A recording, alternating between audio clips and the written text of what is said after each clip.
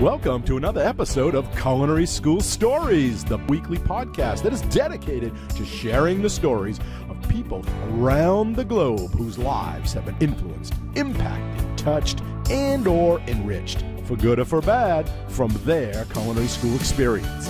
Host, thanks for joining us today. You are an important part of this show where we ask the question, what's your culinary school story? So now, without any further delay, let's meet today's guest. Hello, everyone, and thanks for joining us today for another episode of the Culinary School Stories podcast, a Food Media Network production. My guest today is a graduate of Johnson & Wales University's North Miami campus and has a great culinary school story to share with all of us. And having attended school as an international student, he is going to share that unique perspective with us all as well. And with that said, it is my pleasure to introduce today's guest, Christopher Terry. Chris, welcome to the podcast. Hey, Dr. Colin Roach, how are you? Excellent. Thanks for joining us. So excited to see you. I haven't seen you in a long time. Yes, it has been how many years? Like 4 years? It's been a while, and I've been following you on social media, and I know you've been doing some great things, which I'm hoping we're going to get to in this talk, so you can share it with the audience as well. Thank you. So let's start right out at the beginning. How was the journey to attend Johnson & Wales University? What brought you there? What made you want to go to culinary school? Kind of take us through that first part. Well, from I was 17 years of age, culinary has always been the career that I wanted to get into, to be honest. And I attended the Antigua and Barbuda Hospitality Training Institute. In Antigua, I obtained an associate's degree. And from there, I wanted to broaden my horizons. I was thinking, I need something more. Where can I go and get that level of education, culinary skills, and also that management part of things? And I did some research, and I found Johnson & Wales University as being one of the top universities for culinary in the United States. And I did my research and I just fell in love with the school. I said, especially seeing that it was based there. One of the campuses were based in Miami. It was a lot more closer to home. So I was able to, it was an easy choice for me, I should say. Easy choice for me to say, okay, let's go to Johnson & Wales. I looked up different chefs that went there. Also, I've been told about the instructors in terms of the knowledge that they have and everything else. So I said, you know what, let me go and try to gain some of that knowledge also. Great. Take us to that first day when you got to campus. You're probably excited and maybe a little nervous and, probably don't know what to expect unless you visited the campus in previous. So what was going through your mind? What were you thinking? Take us to that first day. No, I didn't visit the campus before because, to be honest, I wanted to go to the Culinary Institute of America. So I visited their campus. But to be honest... In New York? In New York, yes, Hyde Park. Okay. So to be honest, as I said, I felt in love with Johnson & Wales. So Culinary Institute of America was already out of the question. And then also financial, as we know, CIA is pretty costly, especially as an international student. So Johnson & Wales, I did visit the campus. It was my first time. I remember I came in on a late flight. Direct out of Antigua. No, it was from Texas because I went to Texas to do a Texas Beef Council certification because I'm also a pit master. So I left from there and went straight over to North Miami. And, the first day it was, yes, you were nervous. You're going to a school. I was actually one of the first students to be there. So it was empty. Most international students would arrive a bit earlier than normal. So it was exciting. I was like, the school looks amazing. I was walking around to the different labs and peeping through the glass. And, I was like, wow, look at the equipment that they have in here. Look how clean it is. You just felt as though that you were in royalty. Like, wow, I'm going to come here and tomorrow I'm going to be the biggest chef. That's the feeling that it gave you. Great. And then what was your first lab that you had to go? Did you go to lab or did you go to academics first? No, I did labs first. I cannot remember the class that I think it was with Chef Narudu, Professor Narudu. Okay. Yes, I think that was one of that my was dining room or beverage? Or? Dining room. I think it was dining room. Yes, that was my first. Yes, it was my first lab.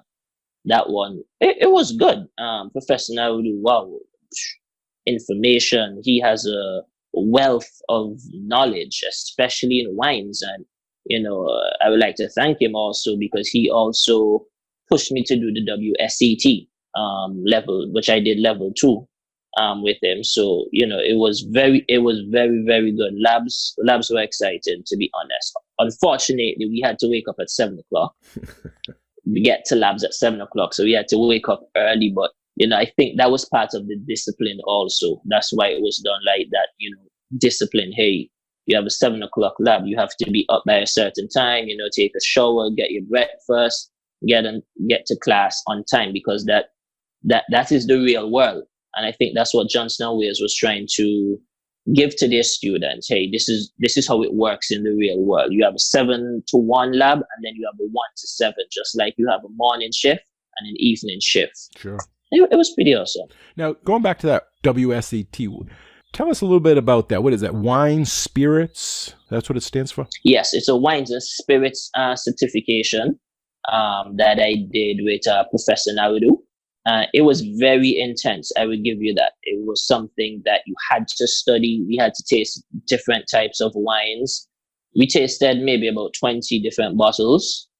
So we understood what it is that we are tasting, what it is that we are learning. And Professor Narudu really drilled us in that because he wanted to see his students succeed. Sure. At the end of the day. Now that is the Wine Spirits Education Trust, I think.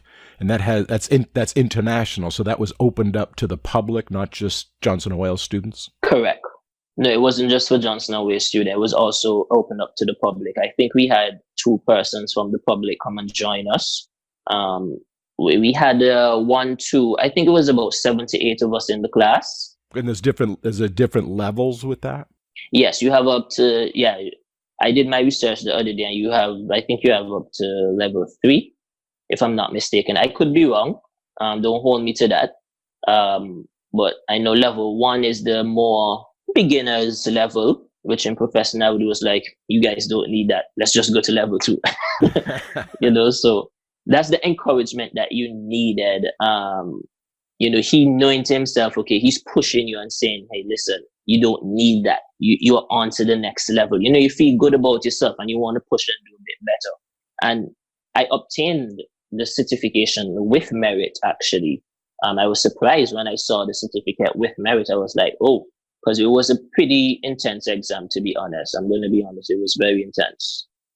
Now, that's something that many people may not realize. They think culinary school just cooking, but here you have a dining room class that you had, and there's outside certifications that have to do with wine and dining room that you can also get. So it really helps round out your education. Did you have any of those type of classes when you had your associate's degree, the original associate's degree back in Antigua?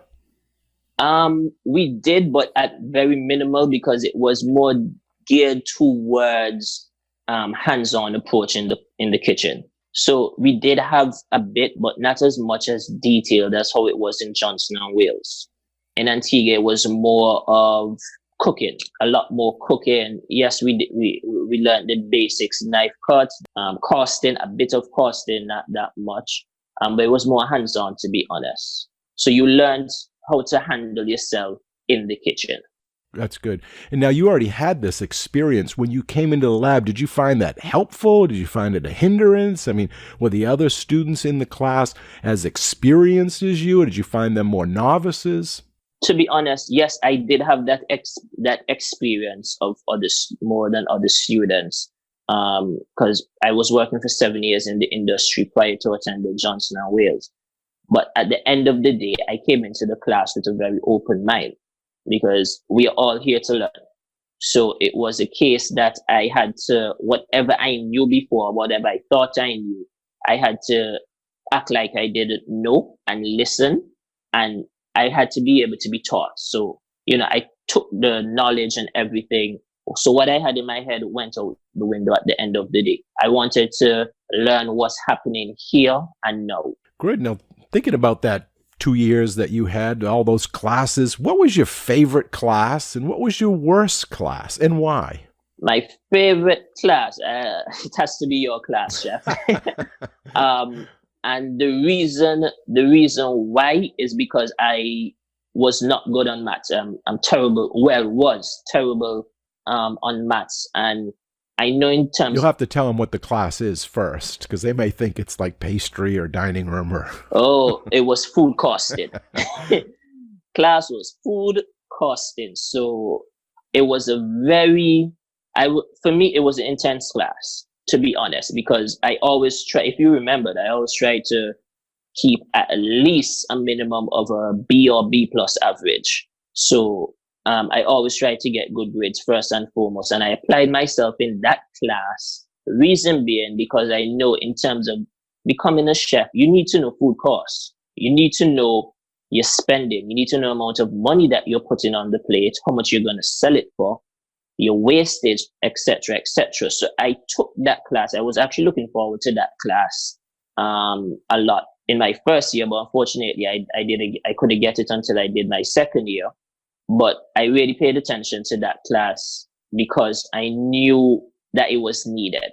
And if you remember, Chef, I always used to come to you and ask you different questions in terms of food costs. You told me about your YouTube link, which actually helped me at the time, and it still helps me today. If I forget something, I just go on your YouTube link and I do find video where you explain about food costs and yield and everything.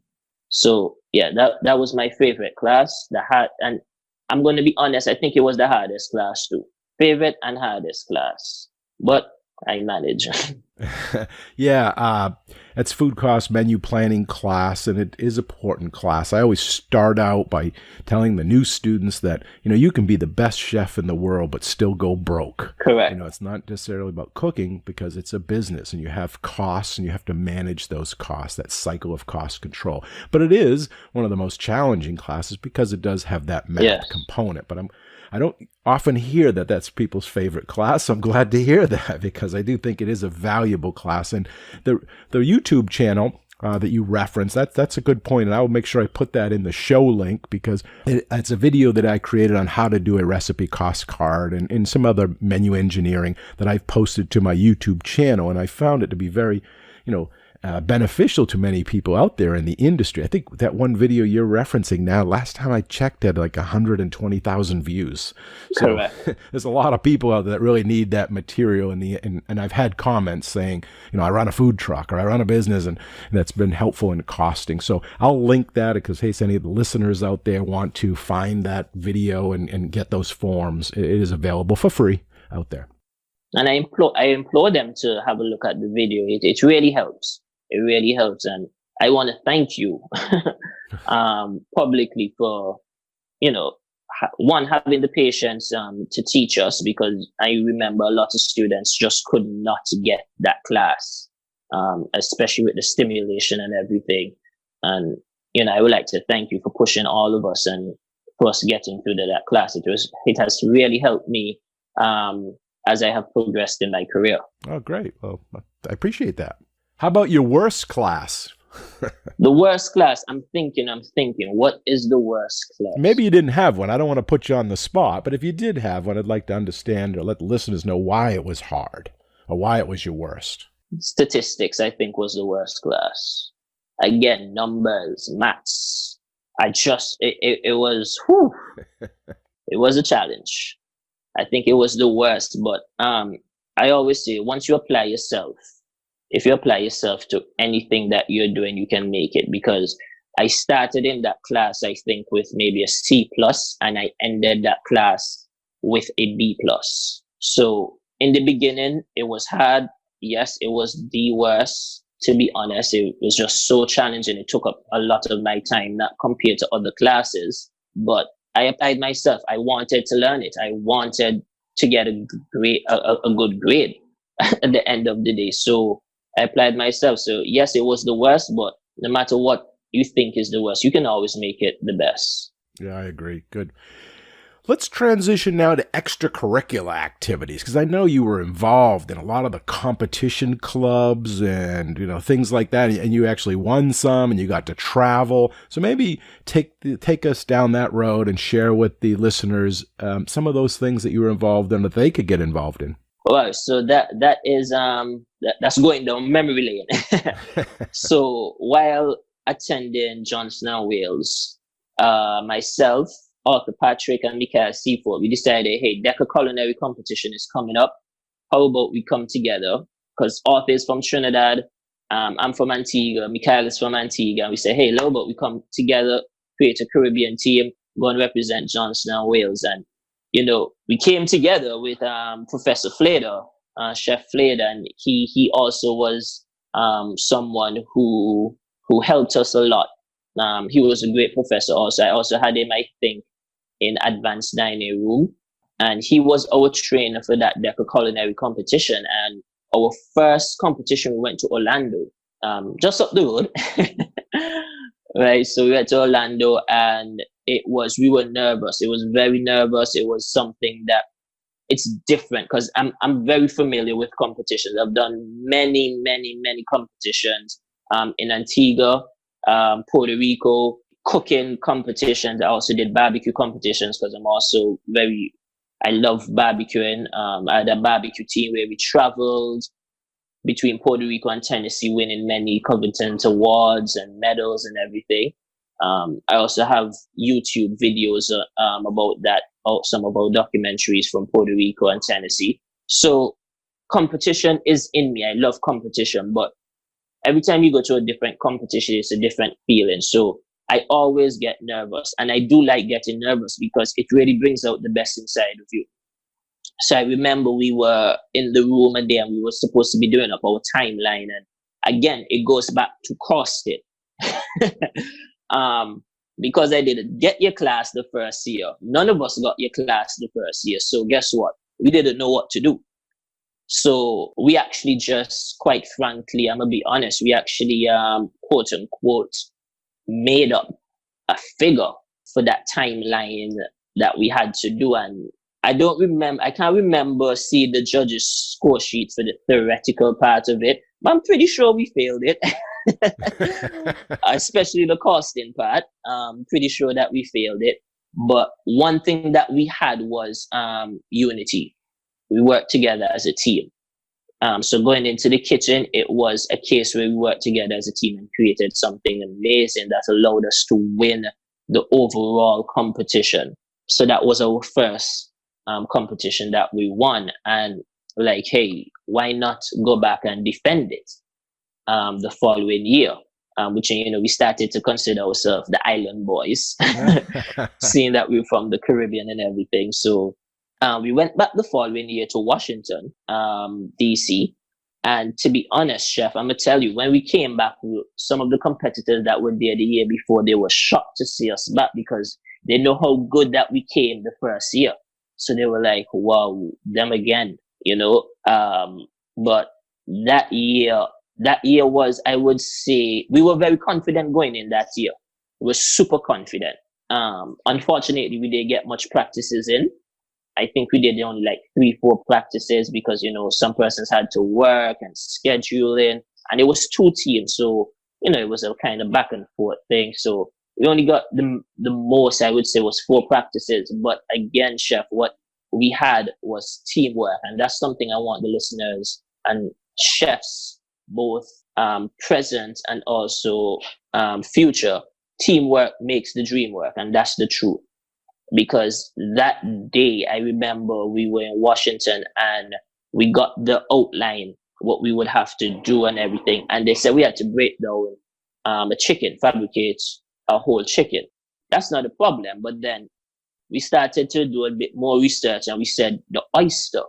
We're like, the oyster? What is the oyster? So we started to research what the oyster is. And all 3 of us were looking at each other like, man, we never knew that. We don't even know how to get inside of that. I remember we walked down to Walmart, 10-minute walk, and we bought a whole chicken, Chef, that the day before the competition. And right there in our rooms, we learned to fabricate a chicken effectively. You know, taking out that oyster, it was amazing.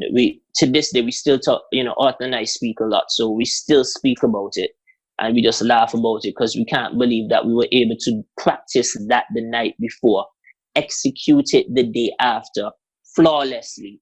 And once again, we won the competition, defending our title, making Johnson & Wales North Miami campus once again the top winners. And we were very proud, you know, and I know that the university was proud of us also. Sounds like it was more than just teamwork. You were kind of resourceful there to go out and be able to do that and then fabricate it in your hotel room. In the hotel room, we actually bought a small cutting board also. And we did that right in the hotel room. We did our full sheet. Again, well, we had the costing class, so we knew a little bit about costing. Oh, that's good. So we did it better that time. Fabricated the chicken, broke it down, you know. We all had hands inside of it. And I think it took us that night, we were diligent for about 4 hours solid without any distractions or anything. You know, just focused in on the competition, what we're going to do, how we're going to do it. We're just talking word of mouth. Hey, guys, this is how it's going to go. You know, everybody had their input. We came together, put it together, walked in the kitchen the next day. And I'm going to be honest, chef, if we spoke 50 words amongst ourselves, we spoke a lot because that's how well we worked. It was just like, I got that. Okay, I have that. Yeah, good. Okay, plating. All right, Chris, let's go. Put it together.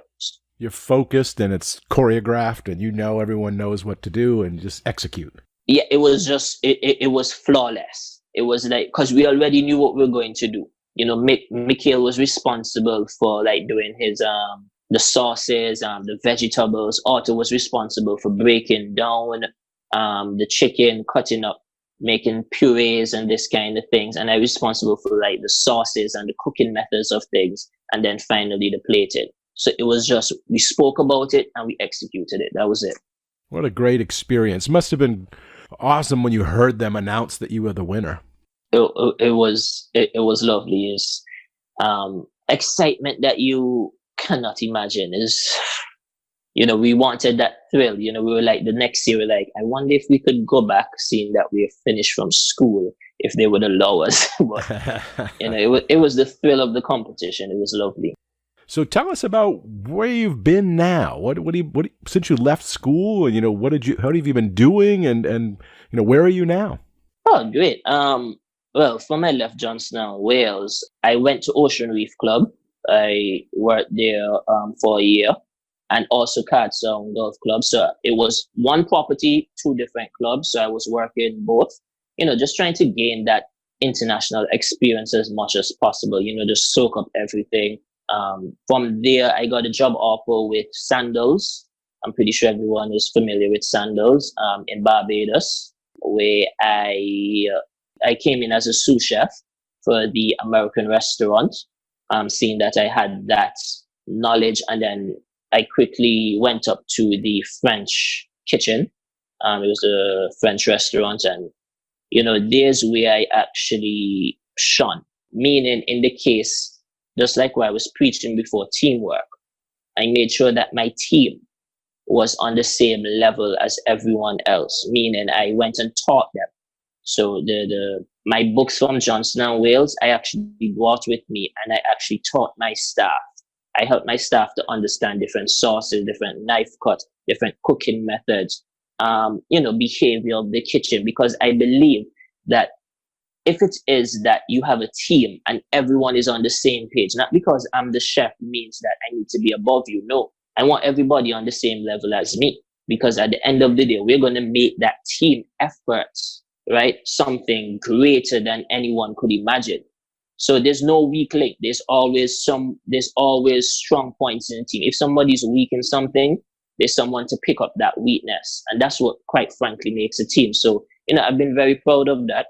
My staff, they have thanked me many times over, hey, chef, thank you. You know, and, you know, I feel very proud for that, you know, they're able to learn something. They're able to gain some level of knowledge when it comes to culinary and, you know, push themselves at the end of the day, because that's what it's all about. We can't keep the knowledge to ourselves. And then from there, I actually decided to come back home to Antigua, where I got an executive sous chef position at the Hammock Cove Resort. So that's where I am currently, because I just returned home a few months ago. So that's where I am currently. Great. What's your future plans? Future plans. Well, some of my future plans is to, first and foremost, is obviously to gain that title as an executive chef, but I want to gain that title as an executive chef also to open up something new, new hotel, new restaurant, and be able to bring my staff in, to be honest. Because I've worked in many places. As I mentioned before, I've been in Antigua, that's my home country. I've been in Florida, where I did short stints with Chef Brandenburg, Miami Iceman, and also I was a private chef for an NFL player down at the Sunny Isles. I can't remember, but down there I was a private chef there. Ocean Reef Club, Cardsound Golf Club. I worked in Puerto Rico, where I opened up a smokehouse for a client. I also did a revamp of a restaurant. I did also England. I worked in England at the Talbooth restaurant that's in Essex. Very, very nice restaurant where I learned a lot. Worked in Barbuda, and now back in Antigua. At the end of the day, after this, I'm looking to gain a high position executive chef, corporate chef, where I'll be able to bring in my own people that I've worked with over the years to create something dynamic. And also, in the future, which I already have working on, is to have a smokehouse, to open up a proper smokehouse here in Antigua and Barbuda. So that's something that I'm really looking forward to, using the skills and knowledge that I have from smoking and different competitions, smoking techniques. A lot of people just think that smoking or putting the brisket and it's a timely thing. You have to put in the brisket, the correct wood chips, the correct temperature, correct timing, know when to take it out, wrap it, put it back in, let it rest. So, I have the passion for things like that. And I have a passion for plating too. I don't know if you have seen some of my plates, chef, but I think that my plates are very unique. It's never the same. It's always different. And the thing for that is my creative mind, because I cannot think of a plating at this moment and execute it the next. I have to plate right there, right then. So if I tell you, okay, I'm going to put the sauce that way, chances are I'm not going to put the sauce that way when it's actually time to plate, because the vision is different. And that's something that I like about myself, that I'm able to surprise myself also and get excited. It's like, wow, that's amazing. So food is exciting. I just love it. It makes me excited. Well, you're an artist in the moment. You inspired by the dish and at the time and what's going on at that point. It's not a paint by number. You're not planning it too far in advance. That's where the correct art of culinary art comes in. Correct. Why don't you tell us a little bit about that barbecue a little bit more, because you are a pit master. And what is your website? You have a YouTube and stuff that maybe people want to check that out? Yes, it's on YouTube. One of the links is Smoking Griller's Journey to Puerto Rico, and it's also Smoking Griller's Journey to Tennessee. So that was it. I was saying Smoking Grillers was a barbecue team that I started back in 2012. If my memory serves me correctly, I started when I was working at the Jumby Bay Resort in Antigua, and they had a competition here. I was like, hey, I want to go and do smoking, because I just like competition. So every time I heard a competition, I'm like, okay, I'm going to do it. So I went into the competition, did a little bit of research, and I actually got second place for the best ribs. And I think it was third overall. And the winner, they were offering the winner to go to Puerto Rico. But what Jumby Bay did, because we did pretty well, they said, hey, we're going to send you to Puerto Rico also. So the company really looked out for us then. And from there, I went to the competition, and that's where I actually learned what smoking is. Because I went into that competition very confident, thinking what I did in Antigua was the best. It wasn't. I came 37th out of 38 or 39 competitors, so second to last. I was like, wow, really? So the next year, I got a new team. I did a whole revamp, got a proper team. I had a PRO, I had a model, I had a cinematographer, I had a videographer, I had 2 cooks, I had an entertainer. So I had a full team. Went out, gained sponsorship, everything. Went back to Puerto Rico, learned the basics for the smoking, asked questions, got together with different chefs. And I remember Chef Dirk Troop. He was the chef at the Old Sheraton in Old San Juan. And he was the one that actually taught me on the spot how to do brisket the correct way. And myself and my PRO and entertainer, we actually did it right there. I remember we woke up at 1 o'clock in the morning and started because we had to turn in brisket. I think brisket turning was at 3 or 4 o'clock in the afternoon. So we were up early, smoking our brisket. Chef Dirk Troop, he was teaching us and telling us the correct wood. He actually introduced me to mesquite wood, which mesquite is just my absolute favorite because it gives that meat that's kind of sweet flavor to it. So I thank him for that. I learned from him.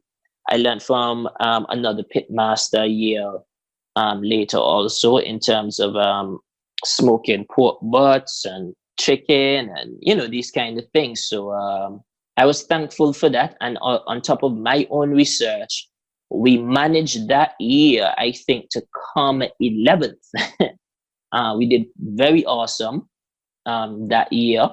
The year after, I managed to come 7th, being awarded we won the best chicken thighs. We got 2nd in pork butt and 4th in brisket. And mark you, this is out of like 41 competitors.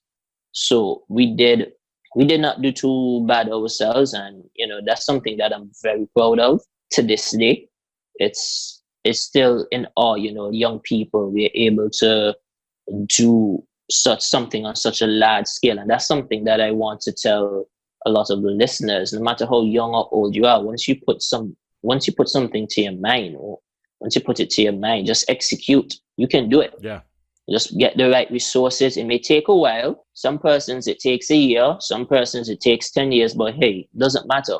At the end of the day, focus on what you are doing and what you want, and you'll be successful. Good points. Let's talk about certification now. What do you think about certification and American Culinary Federation? There's other places, like we mentioned, WeSet. Can you talk a little bit about certification from your point of view?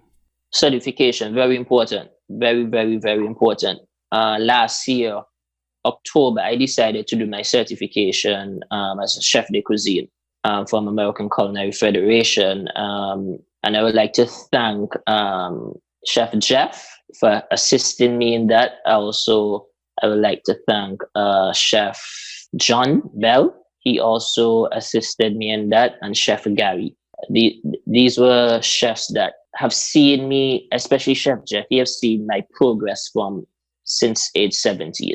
And he has really encouraged me and helped me along the way. And I told him, he has always helped me no matter what, always through my whole culinary years. And I told him that I was looking to go, I want to do the certification. And he's like, that's an excellent choice. And, I'm like, yeah, I want to do it now. So I immediately just went and did it. To be honest, I got prepared with Chef John Bell. I went to his school in Orlando and did some practices. He taught me what he knew. Perfect. Everything was to the teeth, and I just executed it. And I think certification is very important because to help you to get to that next step, it's needed.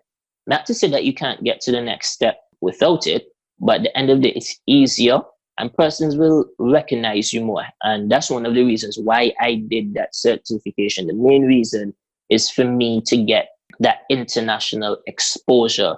Hopefully one of these days I'm able to get that international position where I'm an executive chef or corporate chef somewhere else in the world. But I also believe in taking my time and taking it step by step. Like you have persons that will just leave school and they jump and go straight to an executive chef role. And I just asked myself, why would you do something like that before going through the stages to get to that level? Some persons make it, while others, and I think that the majority, they fail because they miss crucial steps leading up to that mark.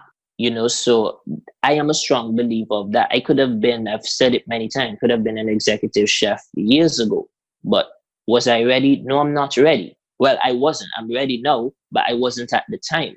So I'd rather take my time and build than to jump into something and fail.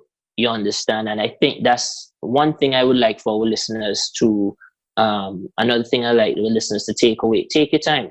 Take your time. You finish culinary school at age 20, 27, what doesn't matter what age you finish. If you're not ready, don't do it. Take your time. Go through the levels: commis cook, demi, chef de partie, junior sous, sous chef, executive chef. Get up to the level. So when you reach up there, you stay up there. Don't jump from a commis cook to an executive chef or a head chef or whatever. Because when you reach up there, there are going to be people beneath you that have gone through the necessary steps and will outshine you. And it will make you look as if you don't know what you're doing. Correct me if I'm wrong, chef. No, I think you got to go out there and get all those tools and keep collecting them for your toolbox so that you're better when you get to that place and you have that repertoire. I often think of it as like, medical school. When you get out of medical school, you're not really a doctor, even though technically you are. You still have to go do your residency. You have to go and learn those skills and get that practical experience before you're going to go open up your practice Correct. itself. And it's kind of the same way with a chef. Your culinary school teaches you a lot of the foundations, the basics, gives you some good networking. Then you go out there and you perfect those skills. That's 100% correct. So, I'm a strong believer of that. Just work your way up. That's about it. But the certification is very important. ACF is a very good institution. That's the American Culinary Federation. And I would like to thank them for accommodating me for me to do my certification in Orlando. I was told that many persons, it's a very hard level, chef de cuisine and also executive chef. It's a very hard level to pass. So I was pretty surprised after I finished my practical at how well I did. And I owe that again to Chef Bell, Chef Gary, that assisted me, and Chef Jeff definitely that assisted me on that path and showed me what I needed to do and do it the correct way and everything. The certification is important. It's hard, but guess what? Nothing good comes easy. Yeah, that's a congratulations to you and a big, hats off, because I used to be an evaluator. I know what people have to go through for those certifications, those tests out there, those practicals, and the pressure that's there as well. So yes. That's a big thing, and that's good advice all around that you've been giving out there. And I want to see if we can build on that. What advice would you give to somebody that wanted to pursue a career in our industry, or that wanted to go to culinary school? If someone came to you and asked you, what advice would you give to that person? My advice would be very straightforward, Chef, because a lot of persons, and I've seen it while I attended the university, they think coming to culinary school, it's easy. You're going to go culinary school today, I'm going to be a chef tomorrow. Nope. You have to work for that. It's very hard. If you don't have the patience, first and foremost, if you don't have the time, if you cannot sacrifice, and that is the key one right there. If you cannot sacrifice, it is not the field for you. Because, getting up to that level, you're going to be, as a commis cook, you'll work an average shift, 8 to 5, 7 to 4, 3 to 11. As you start to move up the ranks, you're speaking about 7 to 7, 7 to 11. And when I mean 7 to 11, 7 a.m. to 11 p.m. And, you have to come back. So it takes a lot of sacrifice. It takes a lot of discipline. So if you don't have these elements, and the attitude, I always tell my staff everywhere that I've been through my travels, if you don't have the attitude, can't help you. We can teach you a skill, but you have to have the correct attitude. You have to want it. You have to want to be a chef.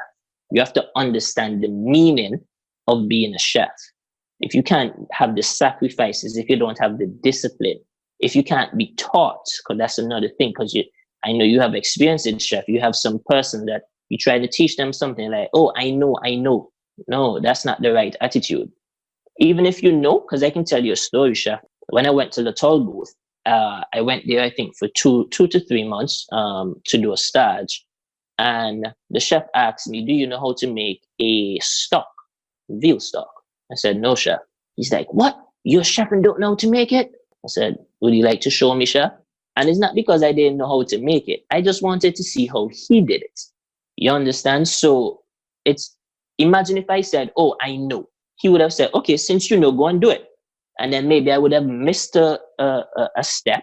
And he said, okay, but I thought you knew. You know what I'm saying? So it's always good to say, not all the time you have to say you don't know, but if you're uncertain and you want to learn, sometimes it's wise to keep quiet and try to learn from who's trying to teach you at the end of the day, whether it's right or wrong. Because if it's wrong, you will know what not to do at the end of the day. So that's the advice that I would give to anyone wanting to join the culinary field. They'll think, especially, a lot of persons think, chefs make money. Yeah, we make money when we're at the levels. We're at a high level. But starting out, we don't make anything. I think persons starting out do it mainly for the love of cooking. To be honest, you have to have the love. You have to have the passion. You have to have is a passion, because you can love to cook. Because there are many persons out there that love to cook, but do you have the passion? Do you get excited when you do a plating? Sometimes, chef, I would do a plating and I would get so crazy excited, and the person in my kitchen will look at me like, "What's wrong with you, chef?" Like, no, it's just exciting. Look at the place, excited. And if you don't have that kind of passion, you wouldn't make it. You would not make it. Yeah, you bring in the art to life right on that plate. That's what's the inspiration. So now that you've had perspective, you've been out of school, you've been traveling all around, would you do it all again? Thinking about the cost, the time, everything, would you change anything, or would you do it just like you did at culinary school? I would not change anything. Reason being, it's helped me to be the person that I am today, because truth be told, chef, I actually worked 7 years prior to attending Johnson & Wales, just to attend Johnson & Wales. So I worked to attend Johnson & Wales. So all my savings, everything, when I went to Johnson & Wales in 2014, went straight inside. So I was left with $0.00. So that's the sacrifice that I speak about, that one have to make in able to achieve goals in life. And it has paid off for me, because I have many accolades to my name. I've won so many competitions. I've traveled so many places. I have been recognized in so many places, not only in Antigua. I've been recognized in Barbuda. I've been recognized in New York City. And, so these are the things. It helps at the end of the day.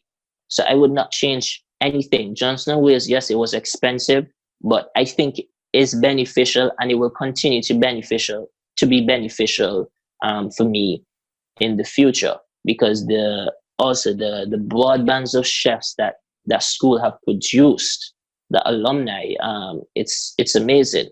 So I would not change anything. I went through some very hard times, to be honest. I remember when I was in school, there was a day Arthur and I, we were walking back from Publix, and we decided to check our account. And I remember we didn't have any money whatsoever. We had like $10 left in our account, so, those are the things that make you a better person. Those are the things that help you in life to understand and appreciate the basics and the small things. And lo and behold, I think it was maybe a day or two later, we were able to get some money in, so these are the things that make you a better person, I would say. One of the things you had put here was, how did you survive while attending university? Was that one of those examples? Exactly. That's definitely one of the examples. You had to survive at all costs. We used to go on small jobs with our professors. Chef Nawid used to take us on some. Chef Brian, the late Chef Brian, very great professor. May his soul continue to rest in peace. He took us on many private functions also. Chef Brandenburger, Brandy, that's what we call it, Drew. He really helped us also when he taught us ice carving, and we used to go to his shop and learn a lot of things. So These are persons that helped us along the way. That's how we survived. To be honest, we survive as a team. Again, it's all team effort because you can never do it by yourself. And that's another thing going into a kitchen. If you think that you can do it by yourself, you will fail. No matter how great of a chef you are, none of these Michelin-starred chefs that we see and we praise every day, at the end of the day, they did not do it by themselves. They cannot do it by themselves. They had a sous chef, they had a junior sous chef that gave them ideas and helped them out. So always think about the team. Don't think about yourself. Praise your team. Don't praise yourself. These are small things that we did in university that helped us. Arthur, Mikhail, Kimani, Akeem, we were a team and we looked out for each other. I would give you that. That's what helped us, really. We looked out for each other. It was a great experience. Is there a question I should have asked that I didn't yet? Or is there anything that you'd want to share at last minute things? You could tell us, what is one thing that you wish you had known in advance before you went to culinary school? One thing that I wish that I would have known in advance. Whoa, that's a tough one. If maybe you were there and you're like, wow, I wish I had known that in advance. I wish I had known that. It might have helped. I'm thinking, but at the end of the day, I wish nothing, because these are the things that help you in life. So any challenges, those were challenges that I had in culinary school made me a better person. It made me push harder. Because that's something that I always said when I went to culinary school. I wanted to graduate with honors. So that's another reason why I did not want to get anything less than a B+ average. So putting that in my mind, saying, okay, I must graduate with honors. So I kept working hard. I remember there was a time in your class I had a B average for the stimulation, for food costing. I vividly remember, and I did it over to try to get a better grade. And I remember emailing you about it. And to be honest, I actually saw the email recently. I'm like, look at this. I have a B average, and I'm asking professor to do it over so that I could get a better grade. So that was how that's how I used to think. Like, I just had to do well. I just had to do my best. I had to give it my all. I did not settle for D's. I did not settle for C+, because at the end of the day, if I settled for that, that means I would have been missing out information. And if I kept trying to push to get an A+, I have to study to get an A+. I have to study the amount of work to get that A+. And if I fall short, okay, fine, but it needs to be a minimum of a B+. So it was just have to push. You had to sacrifice sleepless nights. You had to sacrifice a lot of things. Sacrifice going out and partying. You just had to sacrifice so much. Sacrifice being away from home. I've been away from home for 6 years. I just recently came back. So you sacrifice family. All of these things make you a better person. And I'm not speaking about being a chef. No, I'm speaking about being a person overall. You learn to appreciate things a lot better, right? As I said, I all my money that I saved for 7 years went straight to Johnson & Wales. So after I left Johnson & Wales, I started over. Would I change that? Of course not. Because maybe if it is I had the money already sitting down there, or someone was paying for me, or whatever the case may be, right? I wouldn't have cared that much, I maybe would have settled for a C. Like, okay, it's a C. But I made that sacrifice. My parents made that sacrifice. So I had to make sure I made myself proud. I had to make sure I made my parents proud. You persevered. You had perseverance. You had tenacity. You set a goal. You went after that goal, and you weren't going to let things get in the way. Correct. And as an instructor, I love that, because that just shows that any student that wants to better themselves and redo an assignment, I'm all for that, because they're still hitting the objectives and they're going to learn each attempt they make at something. So I'm more than willing, anytime that someone has that drive and wants to do it, do it. Definitely. And I know in myself, I have that level, that drive, I have it. That's where I'm so successful today, right? And I don't owe I don't owe my success to myself. I owe it to the persons that I have been in contact with, all my professors, all the chefs, all the persons that used to speak to me and root for me. At the end of the day, I owe it to them because, some persons think, oh, we can do it all by ourselves. No, you cannot. You need assistance. And I'm thankful. Put it that way. I'm very thankful because coming from the Caribbean, it's very hard. And I'm sure you would know that it's very hard for us when we transition to the United States. It's a different culture. The money also, it's a lot higher. So 2.70 of the EC dollar is $1 US. So you can imagine, how it is. So it's very hard for us, and we make a lot of sacrifices, and we try to make ourselves, our family, and also our instructors and the university as proud as can be, because you don't want to go there and waste time. And that's another thing that I will encourage future persons that think to go to culinary school or just university in general. Do not go to university to waste time, because you don't know if you're going to get back that time again. You get that opportunity the first time, take it, run with it. You make mistakes, fix it, get back up, run with it. But don't waste time, don't waste money. So that's something that I will encourage listeners. Please just be careful, because university can get you a bit carried away with all the partying and everything else. We all go to university to get an education, to graduate, to get a degree. Stick to it. Good advice.